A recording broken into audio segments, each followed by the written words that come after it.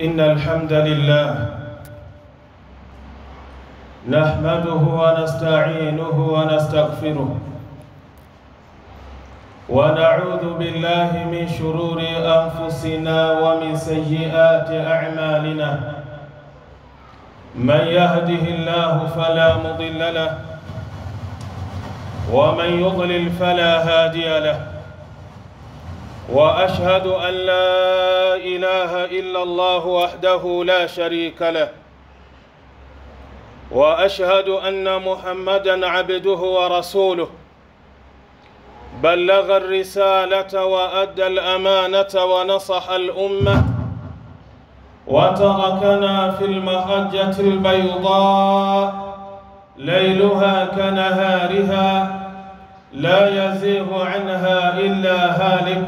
أما بعد، فإن أصدق الحديث كتاب الله وخير الهدي هدي محمد صلى الله عليه وسلم وشر الأمور محدثاتها وكل محدثة بدعة وكل بدعة ضلالة.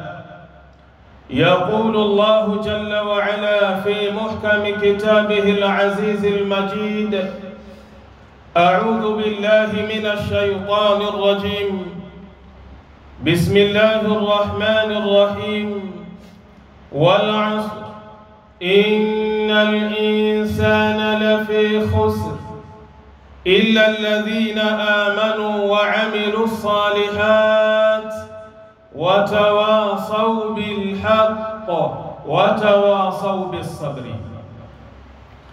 Wapenzi katika imani,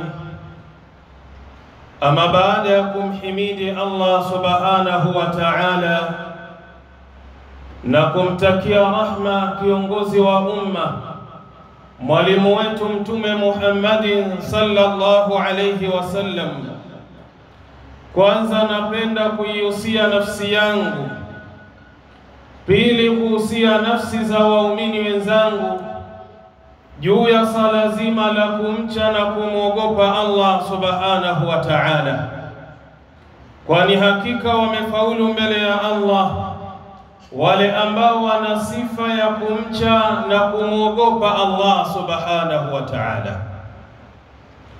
Ndugu zangu katika imani,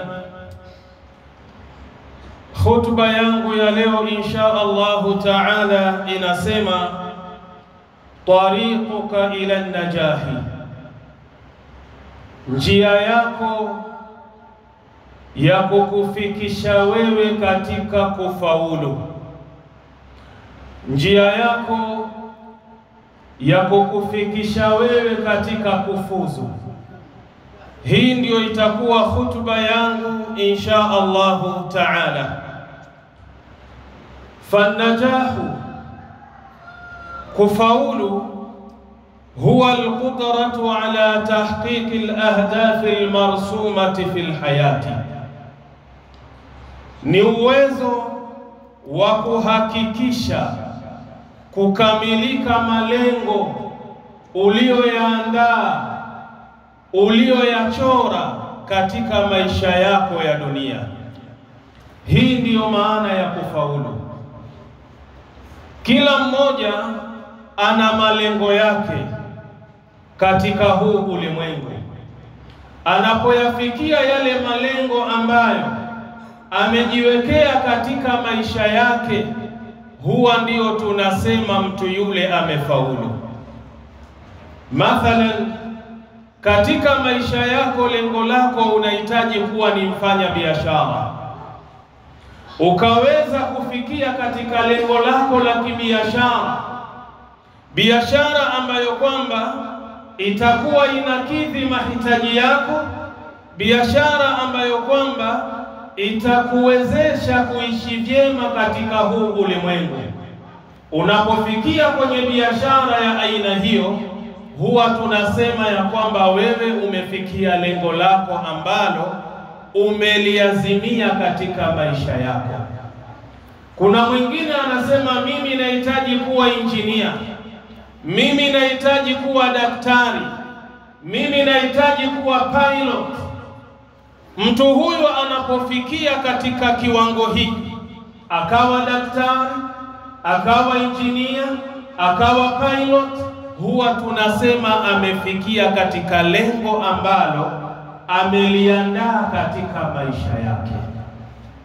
Sasa leo insha Allahu taala ningependa tuangalie mambo ambayo yatamsaidia yule Muislamu, yule aliyejiwekea malengo katika maisha yake, ni jinsi gani anaweza kuyafikia malengo hayo katika dunia.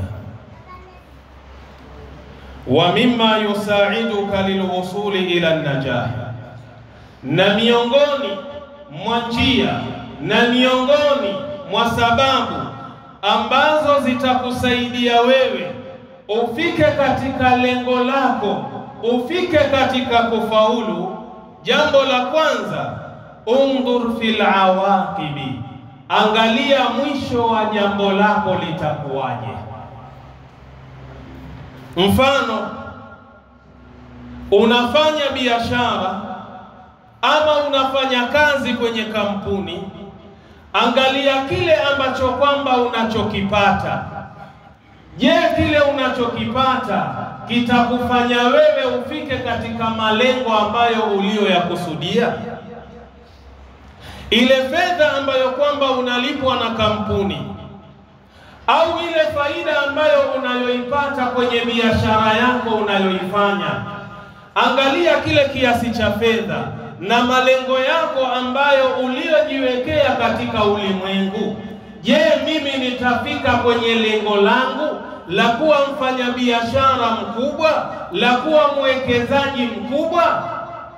Utakapoangalia hili jambo, mwisho wake huenda likawa hivi na lisiwe hivi, basi fahamu ya kwamba hii ni njia mojawapo ya kuweza wewe kufikia yale malengo ambayo unayoyahitajia. Faman jabuna an yarhala an baladihi li talabi rizqin au ilmi, mfano mtu atakapoamua kufanya uzembe au atakapoamua kufanya ujinga, akakosa kusafiri kutoka kwenye nchi yake au kutoka kwenye mji wake kuenda sehemu nyingine, lengo ni kwenda kutafuta riziki, lengo ni kwenda kutafuta ilmu, lakini kizuizi chake ambacho kinachomzuia mpaka asiende nchi nyingine au asiende mji jirani kwenda kutafuta riziki ama elimu, yara anna min almuhtamali an yusibahu maradun au qad yamutu fi ghurbatihi. Katika mawazo na fikra zake anaona, mimi nikisafiri, nikienda nchi jirani, nikienda mji jirani kwenda kutafuta riziki, kwenda kutafuta maisha, kwenda kutafuta elimu, anaona ya kwamba akienda kule atakwenda kuteseka na maradhi, na familia yake haiko karibu na yeye, au atakwenda kufa katika mji ambao ni wa kigeni ama nchi ambayo ni ya kigeni. Lakini hapo hapo na mawazo aliyokuwa nayo mabovu katika akili yake na kichwa chake, minal muakkidi, ana uhakika annahu idha lam yartahil, ya kwamba asipoamua kusafiri kwenda nchi jirani kwenda kutafuta maisha au kwenda ughaibuni kwenda kutafuta maisha, dhaka rizquhu, riziki yake itakuwa ni ya dhiki na ya tabu, au qalla ilmuhu, au elimu yake itakuwa ni chache, hajaongeza elimu. Fanadharu fil awaqibi, akiangalia mwisho wa hili jambo analotaka kulifanya, yahmilu almar'a ala shajaati wal iqdami, itampelekea mtu huyu aweze kuwa na ushujaa na kuamua kusafiri kwenda kutafuta maisha nchi nyingine.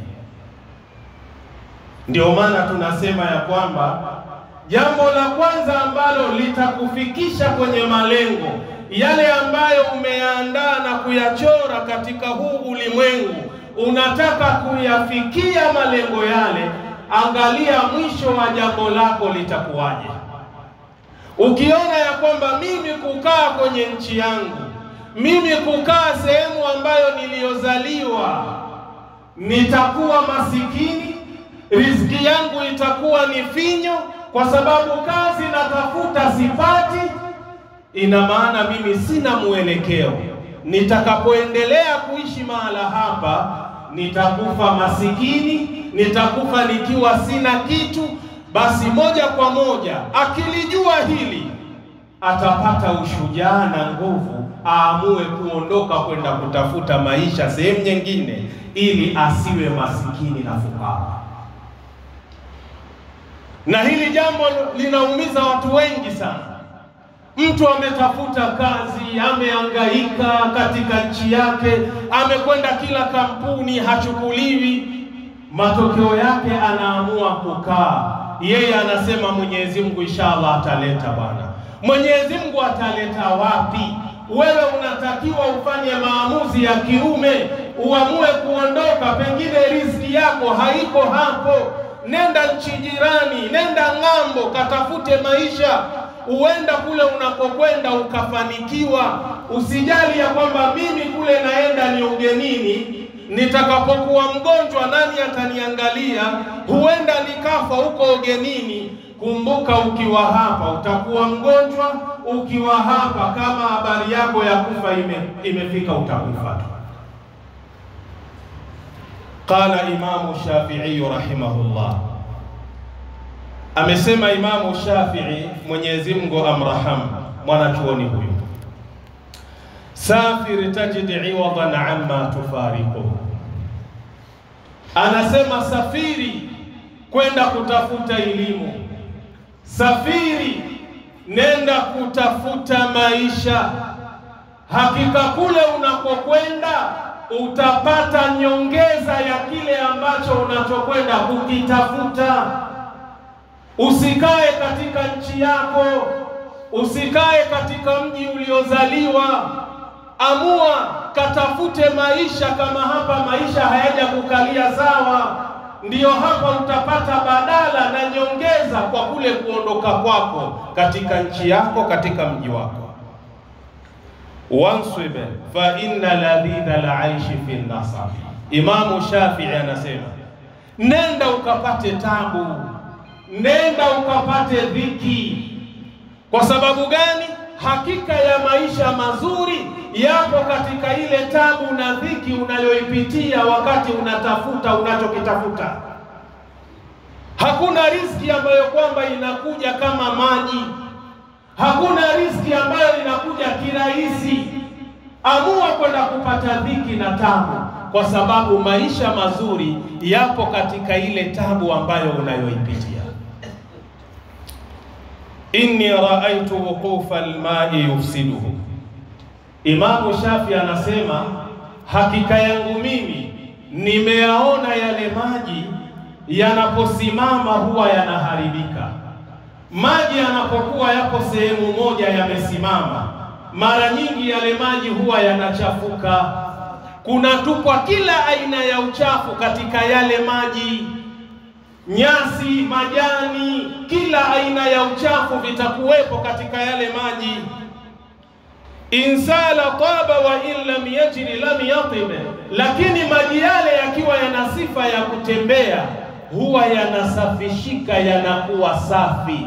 Ule uchafu unapelekwa na maji yanajisafisha yenyewe. Lakini maji yale yasipotembea, yakiwa yako sehemu moja, maana yake yale maji kila uchafu utakuwa unaingia ndani na yanazidi kuchafuka. Nini maana yake? Hii inamaanisha ya kwamba ukiamua kukaa katika sehemu uliozaliwa, katika mji ambao uliozaliwa, umekomaa, utaki kwenda kutafuta maisha nje, huenda maisha yako yakawa ya dhiki na tabu. Lakini ukiamua kuondoka kwenda kutafuta maisha mbele, huenda Allah akayanyoosha maisha yako yakawa maisha yaliyokuwa mazuri. Wal asadu laula firaku la ardi maftarasat. Imamu Shafi anasema, na yule simba lau kama sio kutembea katika ule msitu, katika ile ardhi, asingepata mnyama wa kuweza kula. Wasahmu laula firaku alqausi lam yusib, na ule mshale kama sio kutoka kwenye upinde usingelenga sehemu ambayo unayoitaka wewe. Sharti ukalenge sehemu unayotaka wewe, ni ule mshale utoke kwenye upinde. Sasa leo kuna baadhi ya watu wana sifa hii. Mtu amekaa maisha tabu, maisha ya dhiki, lakini anakuambia shekhe, hakuna kazi, wacha tumuombe Allah jalla fi'ala, tutapata kazi inshallah. Utapata kazi wapi? Umehangaika, umedhalilika, umeteseka. Jaribu sehemu nyingine, huenda maisha yakaenda kunyooka unakokwenda. Haya maneno ya Imamu Shafi'i utayapata kwenye kitabu Diwanul Imami Shafi'i. Ikhwata al-iman, katika hili jambo la kusafiri, napenda kutoa tahadhari na onyo. Wanaume huwa tunasafiri, lakini tunaposafiri kwa lengo la kwenda kutafuta maisha, huwa tunasahau kunyuma kama tumeacha wake zetu, huwa tunasahau kama tumeacha familia. Mtu anapokwenda kule anakaa miaka 5, anakaa miaka 10, anakaa miaka 2, 3. Kumbuka kule nyumbani umemwacha mke wako. Mke wako yule kila mwisho wa mwezi unamsukumia mzigo wa pesa. Ile pesa ambayo kwamba unayoituma kwa yule mke wako, kumbuka ananunua chakula, kumbuka ananunua vinywaji, na anapotumia vitu vile anatengeneza shahawa katika mwili wake, na anapotengeneza ile shahawa katika mwili wake, huwa anakutamani wewe mume wake. Lau utakuwepo ukidhi zile shahawa zake ziondoke. Sasa leo unapokaa muda mrefu, ukiwa safarini, ukiwa ughaibuni, kumbuka zile fedha zako ndio zitageuka kuwa fimbo ya kukuchapia wewe mwanamke. Kivipi? Mwanamke yule ataamua kuitumia pesa yako kuhonga mwanamume yoyote ili aweze kumkidhia yale mahitaji yake ya kimwili. Wewe unamkidhia mahitaji yake ya kimavazi, ya kula, ya kimalazi, lakini kumbuka mwili nao unadai. Kwa hiyo atamtumia mwanamume yoyote kumuhonga ile pesa ambayo unayoituma, lengo ili apate kuondoa yale matamanio yake. Wanamtia akili katika hilo inshallah. Wakati mmoja Umar ibn al-Khattab radhiyallahu anhu katika utawala wake, akiwa usiku anafanya doria yake, anazunguka, anaangalia raia wake, alisikia kuna sauti inatoka kwenye nyumba ya mwanamke. Mwanamke huyu ni wa kisahaba, mume wake ni sahaba. Mwanamke huyu usiku ambao ni mzito anatoa maneno ambayo ni mazito. Anasema nini? Tatawala hadha al-layl waswadda jawanibuhu wa arqani alla habibun ulaibuhu fawallahi laula Allah la shay'an ghayruhu lazu'zi'a min hadha as-sarir jawanibuhu makhafata rabbi wal haya'u yakufuni wa ikrami ba'li an tunala marakibuhu. Sikiliza balaa. Mwanamke anatoa maneno mazito, na huyo mwanamke wa kisahaba ya jamaa anasema, tatawala hadha al-layl waswadda jawanibu, umekuwa mrefu huu usiku na giza limetanda pambizoni mwake. Wa arqani alla habibun ulaibuhu, na kumenifanya na kesha sina mpenzi wa kucheza naye, wa kufanya naye tendo la ndoa. Fawallahi laula Allah la shay'an ghayruhu, na apa kwa Mwenyezi Mungu, lau kama ingekuwa hakuna kitu chengine isipokuwa huyo Allah, la zu'zi'a min hadha sariri jawanibuhu, ningeamua kucheza kwenye hichi kitanda na mpenzi mwingine, yani kinyume na mume wangu. Huyu ni mwanamke wa kisahaba Sheikh, muda mrefu hajamuona mume wake, amekwenda kwenye jihad, amekwenda kwenye vita, amekaa muda mrefu, anakula, anakunywa, anashiba, anatengeneza shahawa. Anasema makafata rabbi wal hayau yakufuni, kumuogopa yule Mola wangu na ile haya tu ambayo kwamba ndiyo inanizuia mimi, wa ikrami ba'li antunala marakibuhu, na kuheshimu kipando cha mume wangu kisije kikapandwa na mtu mwingine. Ya salam. Hawa ni wake wa masahaba. Je, wake zetu hawa magumegume alomshinda mtume inakuwaje?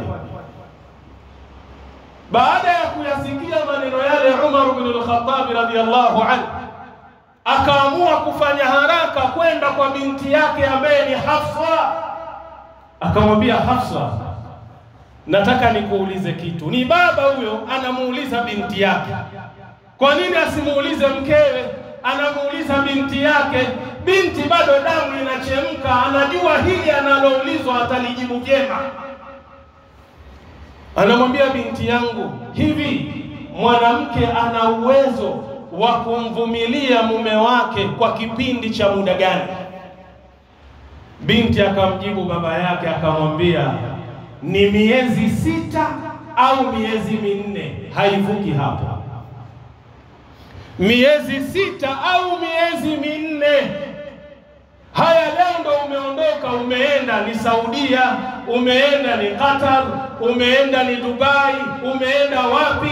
Miaka 5 umeipiga, na huku tunaambiwa uwezo wa kuvumilia mwanamke ni miezi 6 au miezi 4.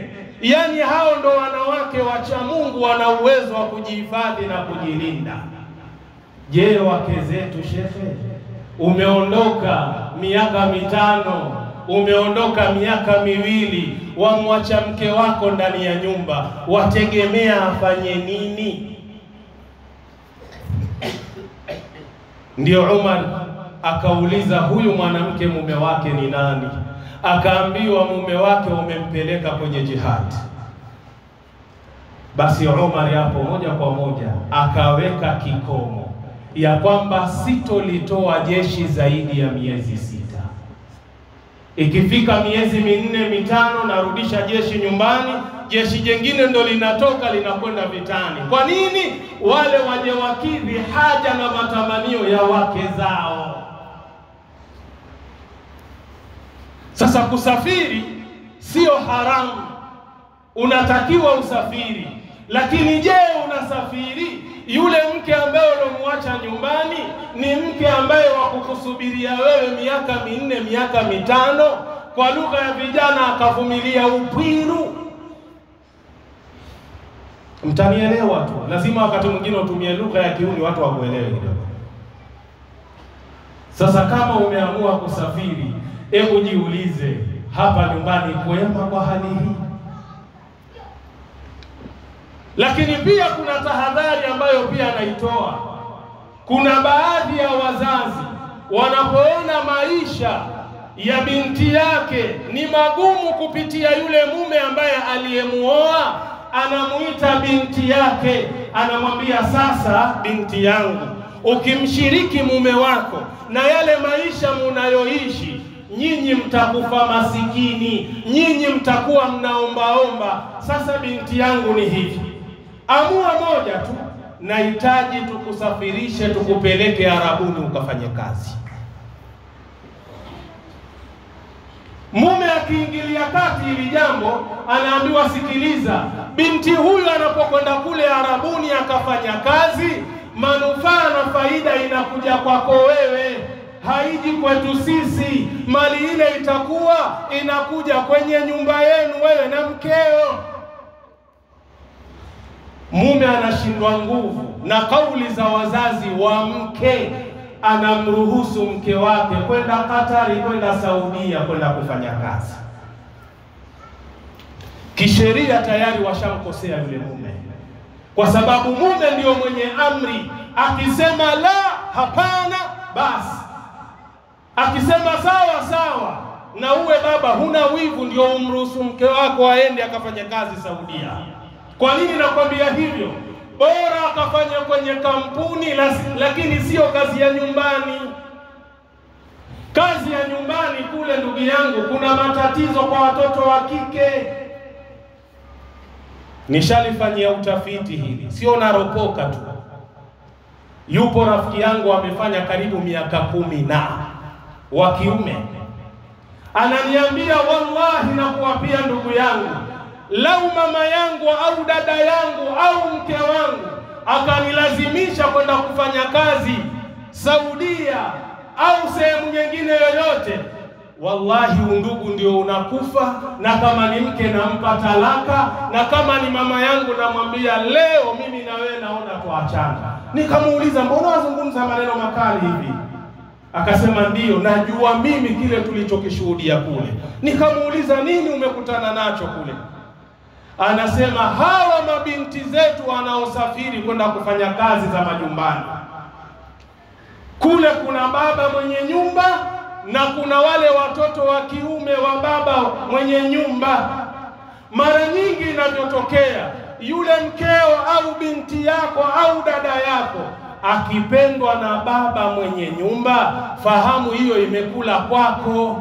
Kivipi? Atamfuata, atamwambia sikiliza, mshahara natoa mimi, sasa ukinisikiliza nitakupa donge nono, yani mshahara utakuwa mara 3.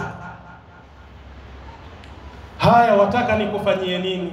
Nachotaka mimi wewe uwe starehe yangu, kiburudisho changu. Na wewe umemtoa mke wako ndio akatafute nini kule? Akatafute pesa. Wewe mwenyewe umekaa huko, hakuna midevu waangalia TV, mali yako yaliwa mzee. Binti inabidi akubali, kwa sababu yuko mbali. Akisema atakataa, wanaweza kumtengenezea jambo lolote. Ndio maana wasikia mtu karushwa kwenye gorofa, mara wasikia mtu katiwa kwenye friza. Haya yote yanatokea kwa sababu gani?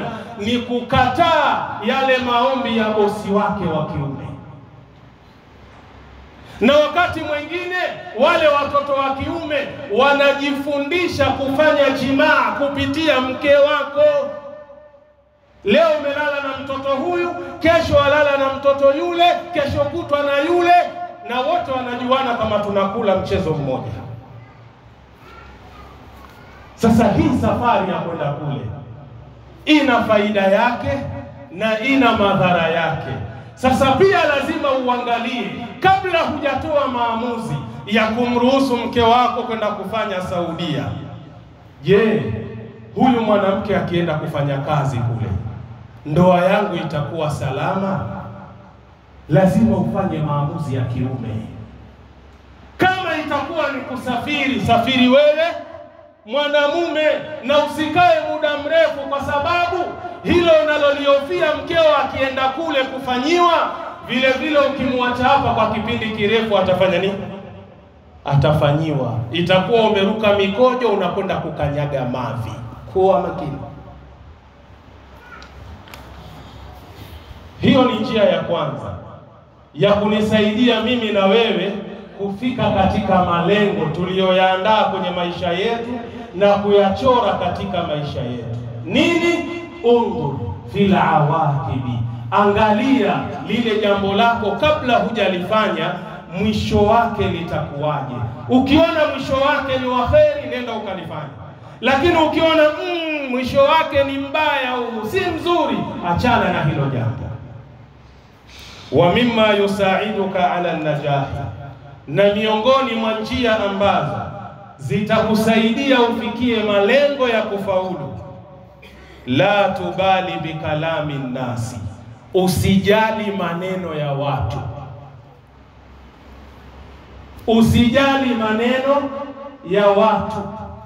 Mara nyingi tunafeli sisi wanadamu katika biashara, katika kazi, katika jambo lolote ambalo tumeazimia kulifanya katika maisha yetu, lengo tupate kipato na manufaa na faida katika maisha. Tunasikiliza maneno ya watu. Leo mfano tu, unaona mambo yamekuwa magumu. Kila kampuni nimekwenda sijaandikwa kazi, au pengine nimeandikwa kazi lakini kipato chake ni cha chini. Nikiangalia hiki kipato na malengo ambayo nimejiandalia na kujitayarishia mimi mwenyewe katika maisha yangu, siwezi kufikia mafanikio. Ukaamua hapana, bwana, wacha nikafungue kibanda cha M-Pesa. Kibanda cha nini? Cha M-Pesa. Ukaenda pale Sheikh Isa na elimu yako ulokuwa nayo, ukaenda kufungua kibanda cha M-Pesa. Umekaa pale, waweka na kutoa, waweka na kutoa. Siku mbili na kipande, rafiki yako ambaye mmesoma pamoja ana kazi nzuri Sheikh, akipita, Sheikh Isa ni wewe bwana, salamu alaykum. Salam. Yani Sheikh, elimu yote ulokuwa nayo umekuja kuangukia kwenye kibanda cha M-Pesa hichi. Wallahi Sheikh, kesho unioni kwenye hicho kibanda cha M-Pesa.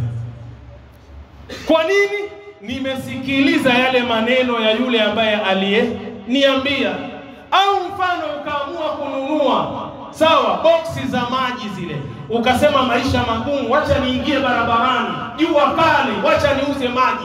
Unaonekana umebeba makatoni ya nini? Ya maji Sheikh. Maji ngapi Sheikh? 25 bwana. Ukija kufanya hivi rafiki yako umesoma naye. Vipi? Hata kama maisha magumu Sheikh, wauza maji Sheikh, kesho uuze maji tena. Kwa sababu gani? Unasikiliza maneno ya yule uliyekutana naye. Na ndio maana leo vijana tunafeli, tunasema hakuna kazi, lakini tunashindwa kujiajiri sisi wenyewe katika kazi zetu. La tubali bikalami nnas, usijali maneno ya watu. Idha kama almar'u bima taqtadhihi alhikma, pindi mwanadamu anapoamua kusimama katika jambo ambalo ni la sawa, jambo ambalo dini inakubaliana nalo, falyuqaddima ala ma qasada ilayhi, na amue kukifanya kile ambacho amekiazimia na kukusudia kukifanya, duna maltifati au mubalati bikalami ahadi, bila kugeuka kuangalia watu au kusikiliza maneno ya watu. Watu wanasemaje? Achana na maneno ya watu, wewe focus katika kile kitu ambacho unahisi kwenye maisha yako kitakuletea nini? Faida na manufaa. Wa hadha huwa babu al-aqli wan najah, na huu ndio mlango wa kuwa na akili kwa mtu, na vile vile mlango wa kukufikisha wewe kwenye kufaulu. Liannahu, kwa sababu la ahada yaslamu min kalami nnas, hakuna mtu yoyote katika ulimwengu huu ambaye ana uwezo wa kusalimika na maneno ya watu.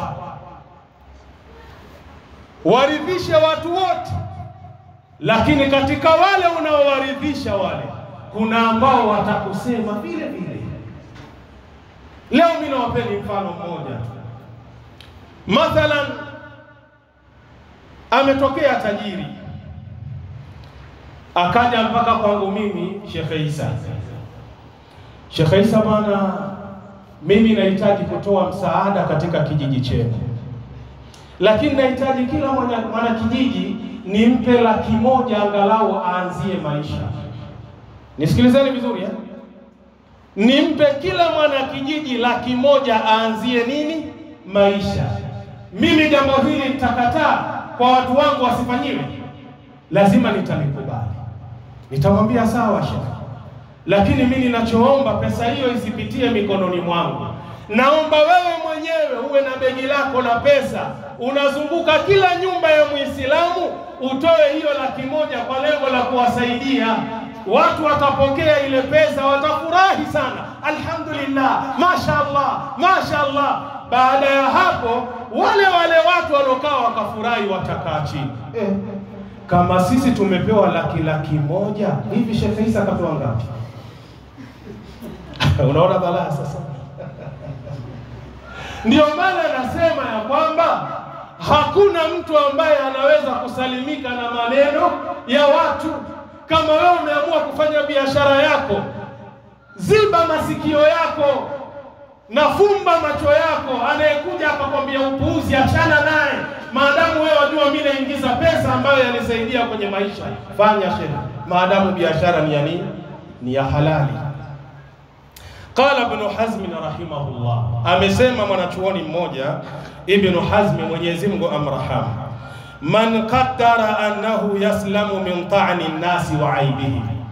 Anasema Ibn Hazm, yoyote ambaye anahisi ana uwezo kwamba yeye anaweza kusalimika na matusi ya watu na kasoro na aibu za watu, fahuwa majnunun, huyo mwenda wazimu.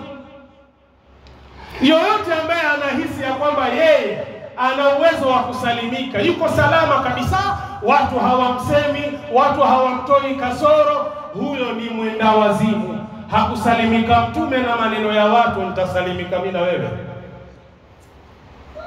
Mtume alisalimika kweli? Kuna walomwambia huwa majnun, mwenda wazimu yule. Kuna wengine wakamwambia huwa sahiri, yeye mchawi. Hasa wasema nini? Lile mchawi. Ikiwa Mtume wa Mungu hakusalimika na maneno ya watu, wewe huwezi kusalimika na maneno ya watu. Leo mimi nakupeni mfano. Biashara zetu hizi ambazo tunazozifanya zinafilisiwa na watu aina tatu. Lau mathalan umeamua kufungua duka, umepata vijipesa vyako shehe, ukasema alhamdulillah, wacha nifungue duka. Basi watakaoua lile duka ni watu aina ngapi? Watu aina tatu. Aina ya kwanza ni watu wako, familia yako. Eti siku hizi bwana kafungua duka shehe. Watu wanaanza kukusema shehe, siku hizi kafungua duka. Tutaona hilo duka kama litafikapi. Alafu hao ndio wanakuja kwenye ile duka shehe. Ami, salamu alaykum. Alaykum salam. Baba mdogo, nimekuja bwana nyumbani, si wajua bwana wanao kule hawajakula kitu bwana tangu asubuhi mpaka saa hii. Sasa wewe ni baba mdogo, hebu jiangalie, wewe ni baba mdogo. Ukiangalia unga nini pale vipo, inakuwaje wakati huu? Lazima imani itafanya nini? Itakuingia. Inshallah, haina shida. Mwenyezi Mungu inshallah atawajalia mtafanikiwa. Aingie pale mifuko 3 ya unga ya sima, mifuko 3 ya unga wa ngano pale, sukari, mchele, achukua na hii 500 inshallah mtakwenda kutumia. Oya, ule mzigo ambao umenunua tayari umekwenda nini? Umeenda hasara. Sasa wanaoua biashara watu wa kwanza familia yako sheikh. Watu aina ya pili ni marafiki. Hawa marafiki sheikh, jamaa amekuja pale, salamu alaykum. Wa alaykum salam. Rafiki vipi bwana? Si wajua mimi na wewe tumeshibana bwana. Wewe ni mimi na mimi ni wewe sheikh. Ndugu yangu bwana nina matatizo kadha wa kadha. Anaanza kukuhesabia matatizo. Baada ya dhalika unafanya nini? Unamsaidia. Biashara inafanya nini? Inaanguka. Ndugu wanachukua, marafiki nao wanachukua. Wanaofuata sasa watu aina ya tatu, wajua ni watu gani? Ni mapenzi. Mapenzi ni upofu. Ushakipenda kidemu, nazungumza lugha ya kiuni kidogo mnielewe. Ushakipenda kidemu au pengine kwao ushaposa wajulikana. Sasa mambo yakikaa vibaya kule nyumbani, anayetumwa nani? Ni yule ambaye kwamba ni roho yako, ambaye ni yule binti ulomposa. Nenda bwana kwa mtarajiwa wetu bwana, mambo magumu, kicheza talala njaa sisi hapa. Hebu nenda kazungumze naye. Akija na yeye ana uzungumzaji wake ambao atazungumza na wewe. Maneno yale yatatengenezwa, yatakaangwa, yatapelekwa hivi. Mzee umelemaa, umelegea kama yai la kukaanga. Basi imepita hiyo inshallah.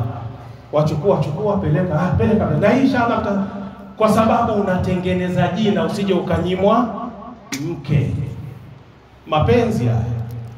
Sasa ukichelea maneno ya watu ya kwamba hawa nikiwaambia hii ni biashara bwana, Tusiingiliane kwenye biashara. Nifuate faragha, kama nina pesa yangu binafsi nikusaidie. Ukiogopa kusemwa na watu, biashara inafanya nini?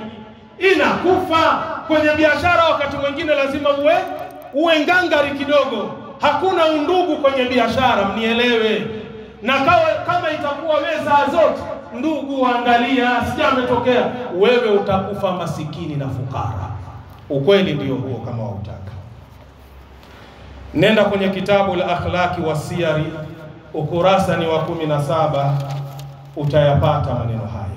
Fala tu'adhim kalama an-nasi fi qalbik, usiape nafasi maneno ya watu katika moyo wako. Yale maneno ya watu usiape nafasi kwenye moyo wako.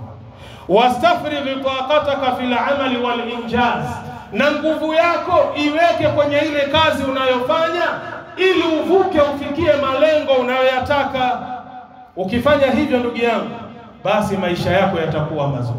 Barakallahu li wa lakum bil Qur'anil azim wa nafa'ani wa iyyakum bil ayati wa dhikril hakim. Aqulu qawli hadha wa astaghfirullah li wa lakum fastaghfiruhu innahu huwal ghafurur rahim wa huwal barrul karim.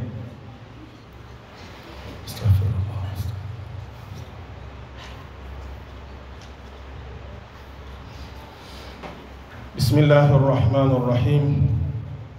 الحمد لله رب العالمين، والصلاة والسلام على أشرف الأنبياء والمرسلين وعلى آله وصحبه أجمعين. أما بعد، إخوة الإيمان, ningependa tuangalie jambo moja yaliyosalia, tutakuja maliza Ijumaa inayofuata insha Allah.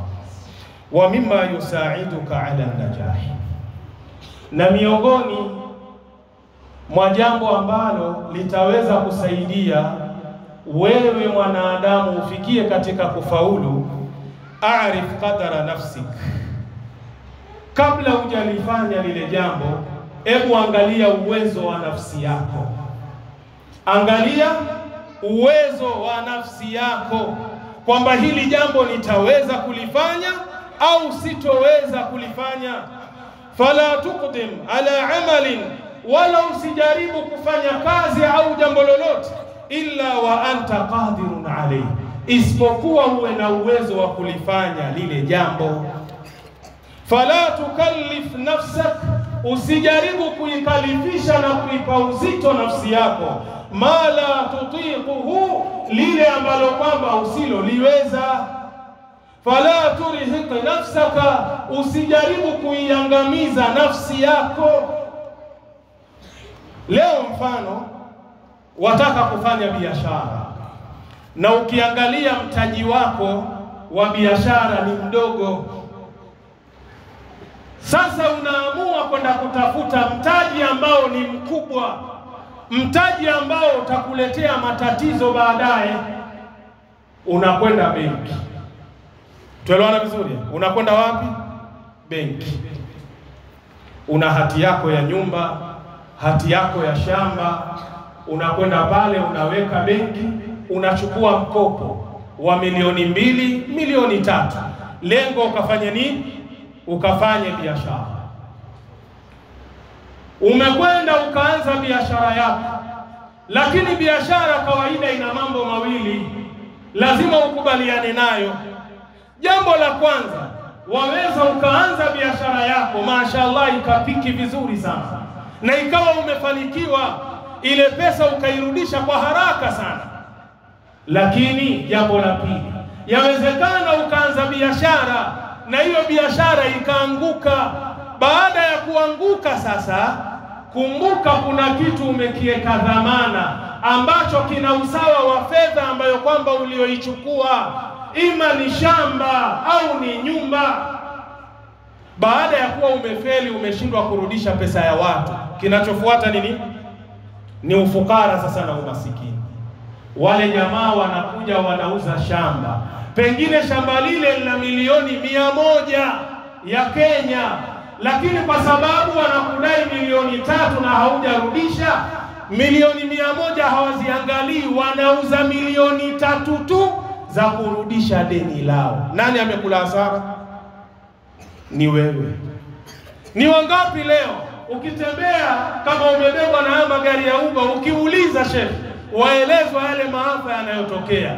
Mtu kachukua loni, kanunua gari, afanye biashara ya taksi, hatimaye anafikia mahala anashindwa kulipa. Wale jamaa wanachukua gari yao, wanapiga mnada, moja kwa moja unabaki sifuri ya deni. Sasa kabla hujafanya ile biashara, hebu angalia kwanza, hii biashara mimi nitaiweza?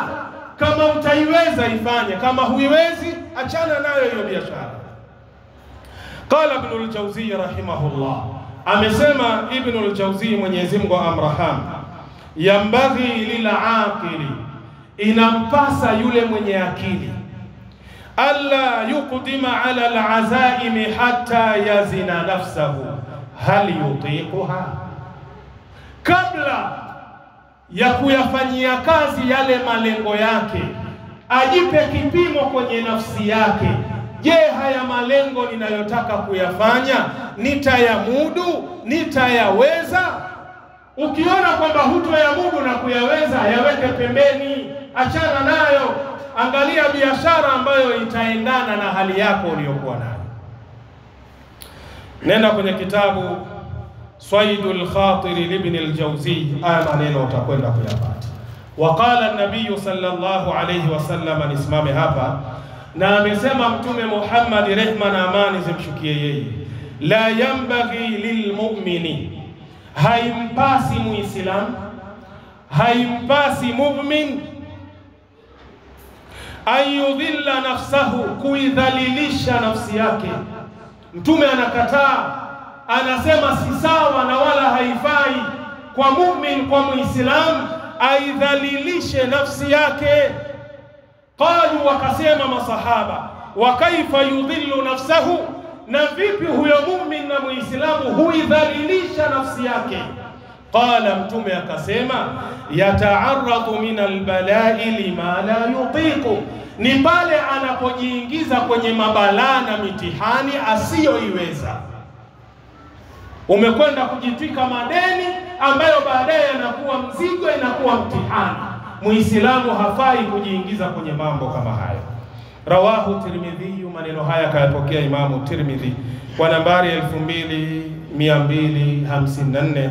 Sheikh Albani ameyasahihisha maneno haya fi hidayati ruwati, utayapata kwa nambari 2437.